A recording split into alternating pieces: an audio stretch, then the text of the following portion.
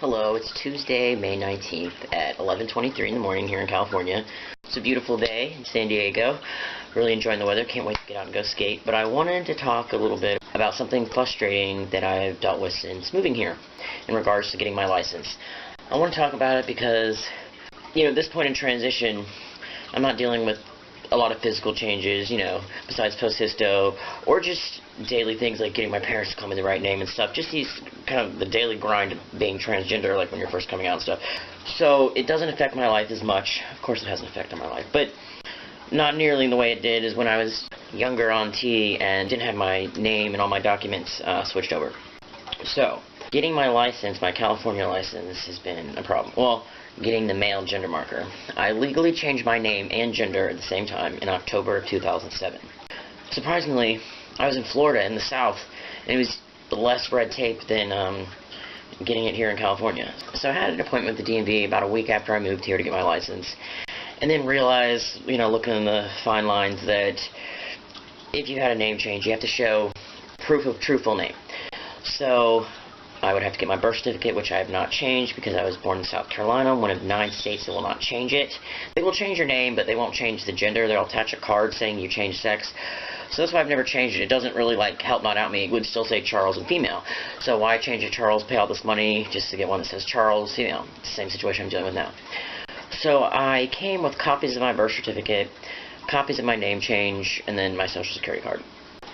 I then saw on the website before the first appointment, crazy. I saw on the website before the first appointment that you had to have certified copies of these, like originals. So I had to get my birth certificate from the state of South Carolina, and I had to get my name change papers from Florida. So, it took a week or two to get those documents, and then I had another appointment. And getting DMV appointments here is horrible. The lines are crazy, and then if you don't have an appointment, you'll never get through. So I made the appointment. It always takes 2 to 4 weeks to even get one. So I made one for the next time.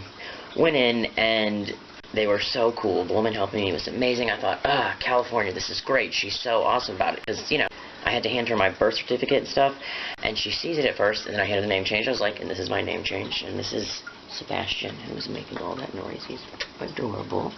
So, I handed it to her, and she was totally trans-sensitive, amazing, sweet about it, and just processed stuff like, no problem, goes and make copies and stuff. She comes back with this look on her face, and she's like, I am so sorry, we're going to have to give you a female gender marker. I was like, why? She's like, because we need a letter from a surgeon or someone saying that you've completed whatever. We need a court order. I said, in Florida, they don't do court orders for gender changes. I said, you just need a surgeon's letter, and then you get it changed. I said, I'm legally male with Social Security. I'm registered with the Selective Service. I have a damn draft card. I said, and I'm male on my Florida's license. And I said, even if I wasn't male on my Florida license, you think the Social Security would trump the state stuff, like federal stuff would trump state stuff. It does not. She was completely sensitive to me, and I was like, please, I cannot have female on my license. This late in the game, it's 10 years into the game, and I am not gonna have that. It's demeaning.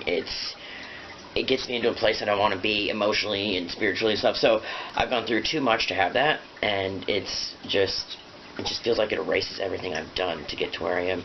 So I know it's just an F, whatever. Some people might not see it as that heavy, but it really upset me. So she was totally sensitive. Even went to the supervisor, and I was like, can you just give me mail for now? And, I'll get the letter from the surgeon. And she was like, well, can you get the surgeon's letter right now? And I said, no, she's in Baltimore. And so she was like, okay. She's like, well, just get the certified letter from the surgeon, come back, and we'll change it. So she said all I needed was the surgeon's letter. I go back last Tuesday, I think, last Monday or Tuesday. I deal with an entirely different woman. I knew from the second I saw her she was not going to be my friend. She was, you just get feelings about people. I was like, eh. So I did the same thing, I hand her the birth certificate. So first she gives me stuff like, oh, you're supposed to have originals, not copies. And I had the originals just underneath the copy, so I show her. And I'm always very patient, very polite. And she sees the birth name, and she's like, what is this? And I was like, it's my birth certificate, and here's my name change, and she's on guard. And she is like, oh, we're not going to give you mail, whatnot. Totally insensitive and just I don't make the rules, give me kind of attitude, and I'm like, okay. And she's like, it's the state of California. She's like, it's on the webpage, blah blah. You need this form.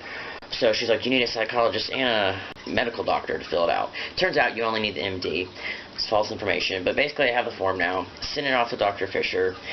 I was so frustrated. I was like shaking. I was just so, like, I was ready to go. I was like, I've got my surgeon's letter. I've got all this documentation. I'm going to get the license today.